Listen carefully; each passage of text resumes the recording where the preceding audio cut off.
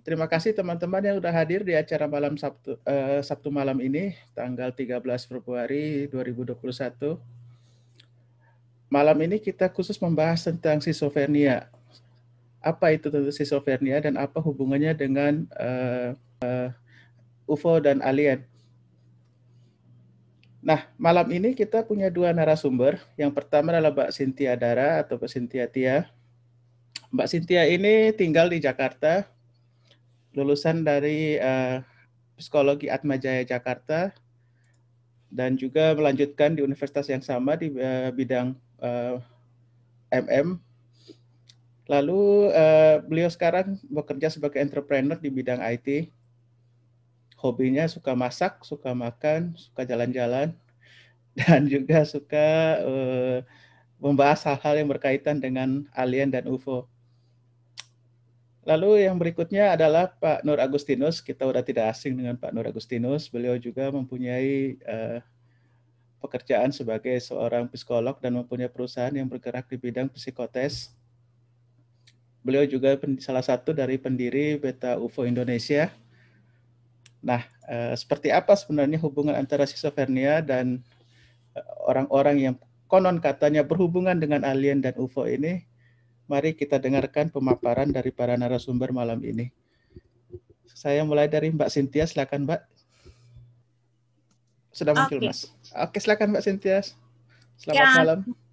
Selamat malam, terima kasih juga dikasih kesempatan untuk bisa share soal schizofren.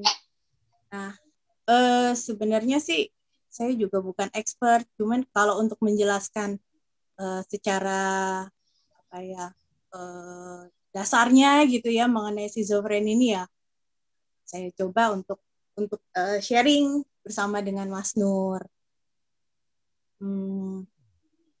Oke. Topik malam ini kan tentang schizofren ini juga sejalan dengan topik yang sebelumnya ya, karena sebelumnya itu kan bercerita tentang pengalaman bertemu dengan UFO atau alien.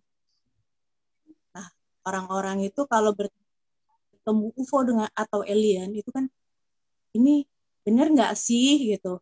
Itu jangan-jangan khayalan. Terus kalau misalnya cerita sama orang, lu halu deh. Jadi kan jangan-jangan schizofren ya. Nah, itu kan yang sebetulnya kita pengen ceritakan. Jadi sebetulnya schizofren itu apa sih? Nah, asal katanya schizofren ini schizo itu terpisah, ada yang bilang itu gunting, ada yang bilang fren itu pikiran, ada yang bilang itu jiwa. Intinya sih pikiran atau jiwanya itu terpisah dengan realitas di luar, terpisah dengan kenyataan yang ada di luar.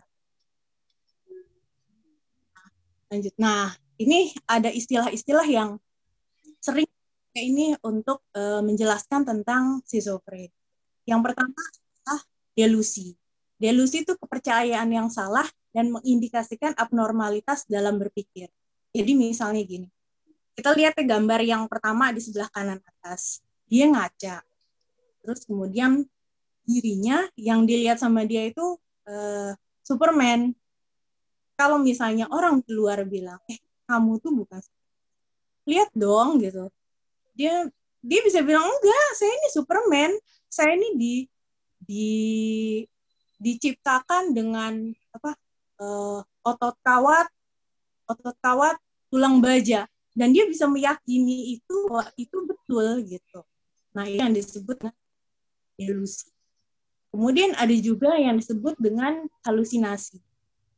Kalau halusinasi ini berhubungan dengan panca indera. Jadi apa yang dilihat, didengar, kemudian dirasa, diraba, itu tidak sesuai dengan kenyataan.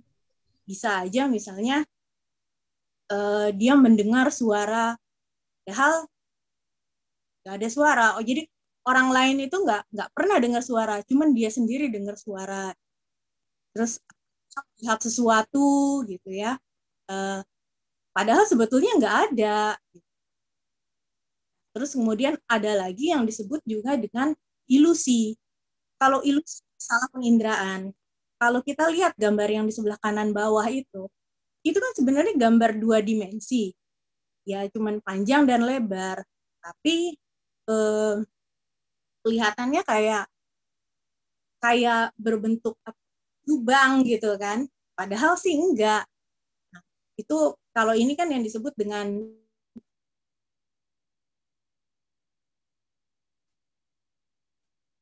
uh,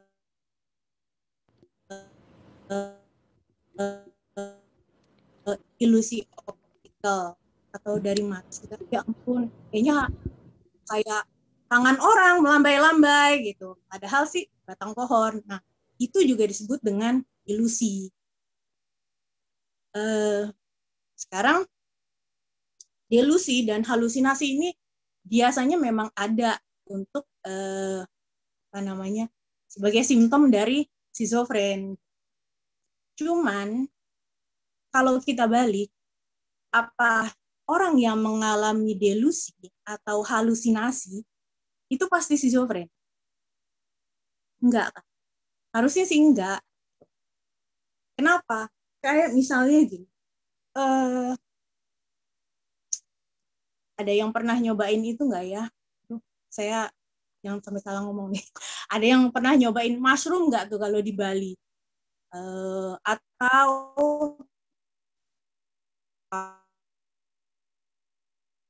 kalau orang pernah coba orang LSD, ngelihat apa, ngelihat atau ngelihat apa gitu. Nah, itu halusinasi itu jelas halusinasi. Tapi apakah itu schizofren? Nanti kita lihat lagi apa yang disebut dengan schizofren. Nah, ini secara statistik di Indonesia ini setiap tahun ada 150.000 kasus.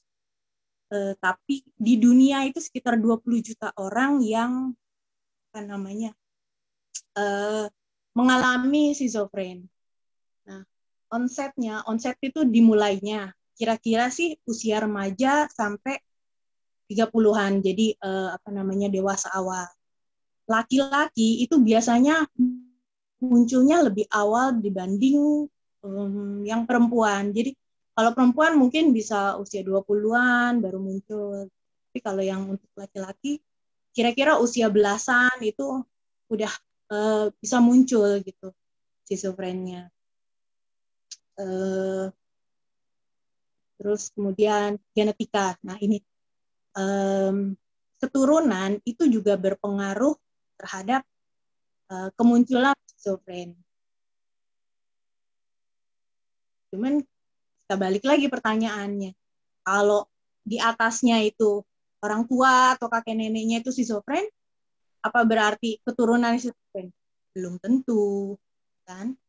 Nah, lingkungan juga berpengaruh besar untuk mencetuskan schizofren. Jadi lingkungan yang stressful, lingkungan yang tidak kondusif gitu ya.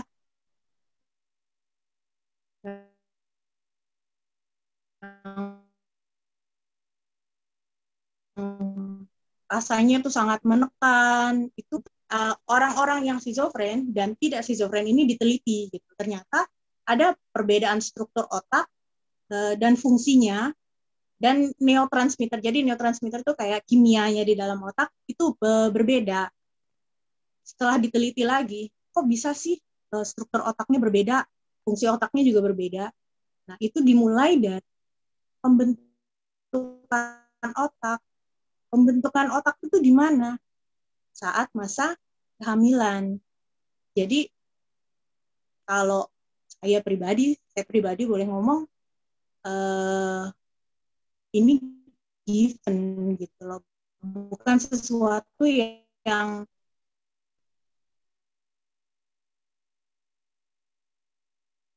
bisa apa namanya ciri-ciri awal dimulainya schizofren itu perubahan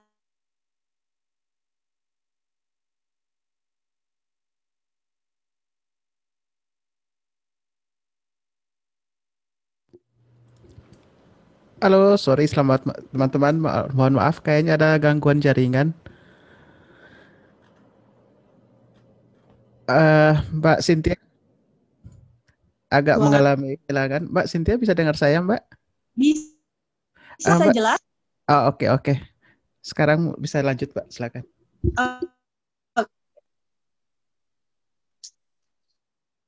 nah, suasana hati itu biasanya untuk friend itu seperti mood swing ya, dan kita biasa bilangnya roller coaster, emotional roller coaster. Jadi sebentar dia, terus kemudian nggak lama bisa bahagia. Brand ini kan suasana hatinya tuh nggak terlalu jauh ya.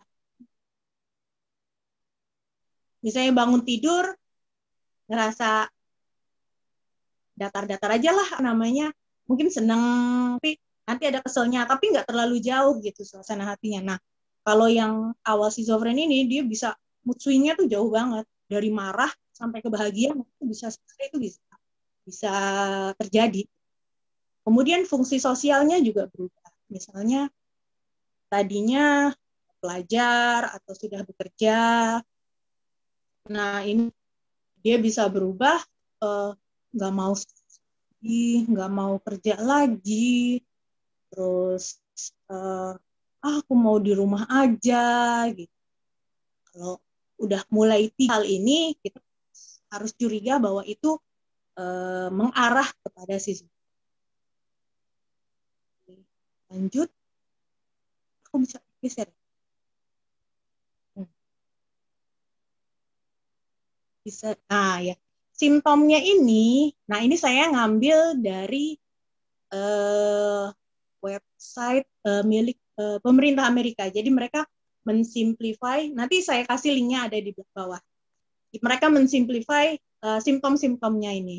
Mereka membagi jadi 3, yaitu psychotic symptom, negative symptom, dan cognitive symptom. Coba bisa turun lagi.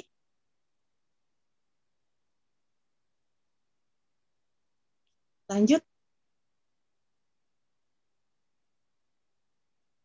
Nah, ini yang disebut psikotik symptom ini apa? Halusinasi. Tadi kan kita udah bahas ya di atas tentang halusinasi ya.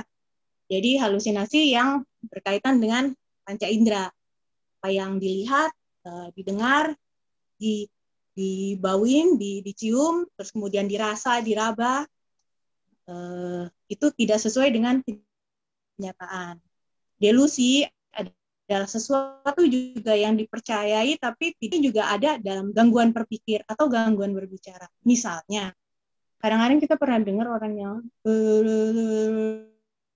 mumbling gitu kan, ngomong terus tapi nggak jelas ngomongnya apa, atau um, apa namanya, tiba-tiba jadi diem nggak mau ngomong sama sekali. Nah, itu bisa disebut psikotik symptom. Oke, lanjut.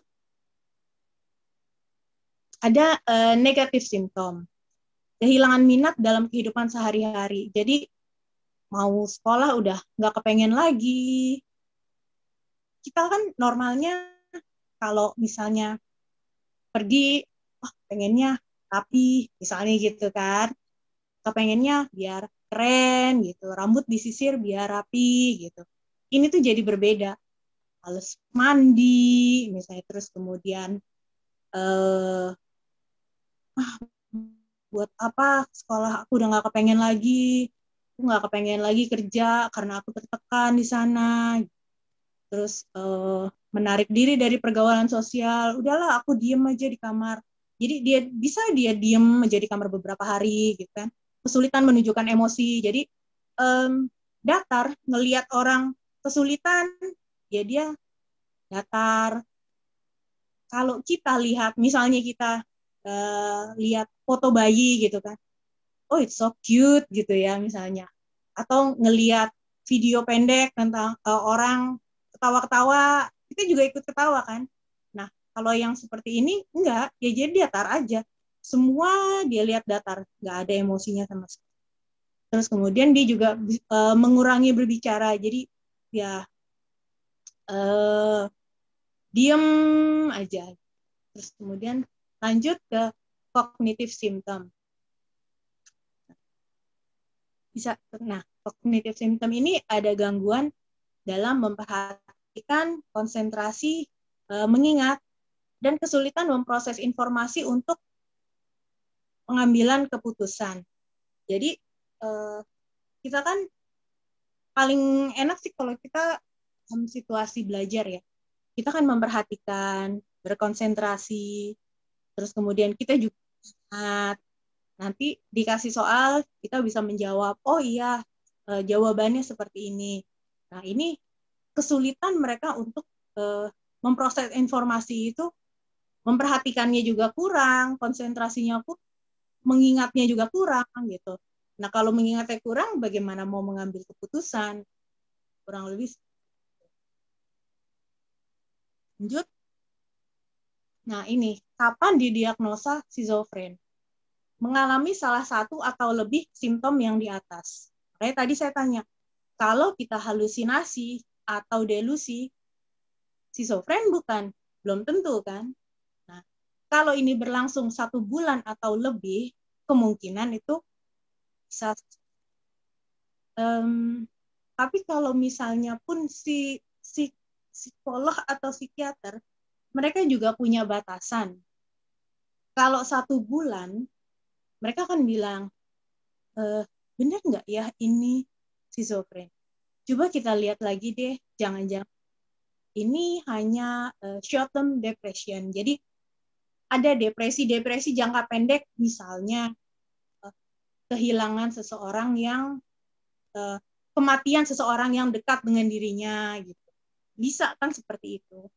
Misalnya kita itu ada anggota keluarga yang tinggal bersama kita di rumah, terus kemudian meninggal.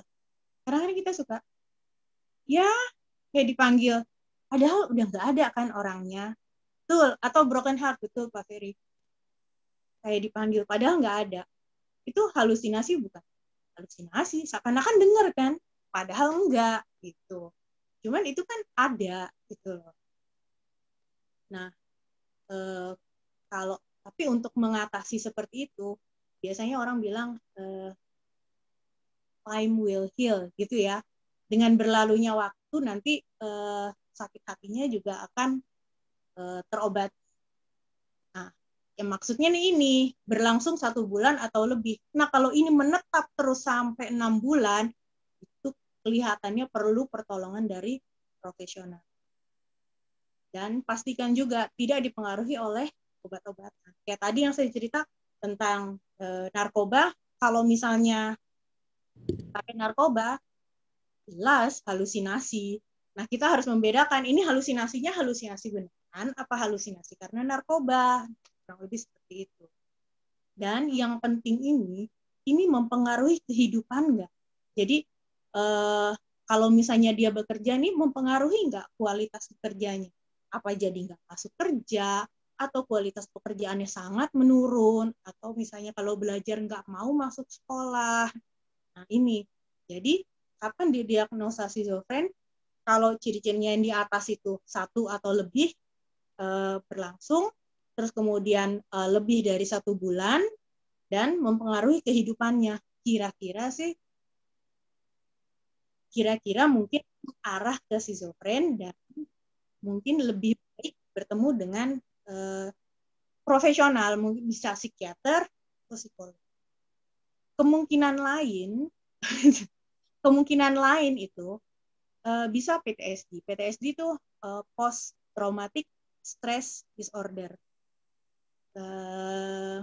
Kehilangan seseorang yang dekat dengan hati, kematian gitu ya, kehilangan karena kematian bisa, atau orang yang pulang dari perang itu juga biasanya PTSD. Atau misalnya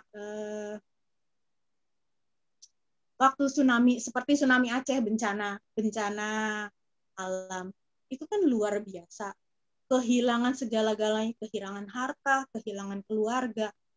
Biasanya yang mengalami seperti itu tuh dikategorikan PTSD, post traumatic stress disorder. bisa juga nih gangguan kecemasan atau depresi. Yang tadi saya bilang depresinya bisa short term depression atau long term depression. Nah, ini harus dengan schizofren. Oke, lanjut. Jadi kalau sudah schizofren, lalu apa? Pertama, diberikan obat antipsikotik. Ini yang akan memberikan itu psikiater. Jadi bedakan antara psikiater dengan psikolog. Psikiater ini dokter dan bisa memberikan obat. Kalau psikolog tidak. Psikolog itu tidak memberikan. Nah, treatment yang kedua adalah psikososial treatment. Ini biasanya dilakukan oleh psikolog. Jadi memberikan coaching, menjalani kehidupan. Jadi misalnya dia diusahakan tetap bekerja gitu ya. Iya, dia diusahakan misalnya dia bisa bekerja. Nah, dalam bekerja itu kan ada masalah dong. Makanya kita misalnya setiap pagi harus datang jam 8. Udah pergi dari rumah jam 7. Tahu-tahu tiba-tiba macet atau ada kendala apa. Kan itu kan umum terjadi gitu kan. Jadi terlambat datang ke kantor dimarahin. Nah, respon ini yang dilatih supaya orang ini tuh bisa mengatasi keadaan-keadaan seperti ini. Jadi supaya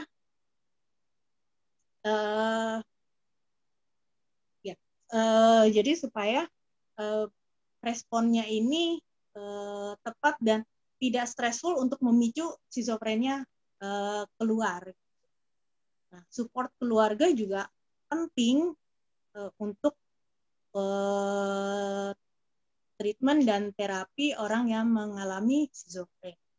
Komunitas yang mendukung seperti KPSI yang saya undang ini kebetulan nggak datang KPSI-nya. Nah, itu juga sangat baik untuk mendukung kehidupan yang schizofren yang lebih baik. Atau masuk ke tempat perawatan dengan perawatan. Nah, ini indeksnya ada pertama ini website yang dari nimhnih.gov ini dari pemerintah Amerika, terus kemudian yang di bawah nhs.uk ini dari pemerintah Inggris. Ini yang mereka care tentang mental health. Nah, satu lagi saya ambil dari buku ini. Oh, nggak kelihatan nih gambarnya. Punya ini DSM. Saya punya DSM versi 4. Diagnostic and Statistical Manual of Mental Disorder.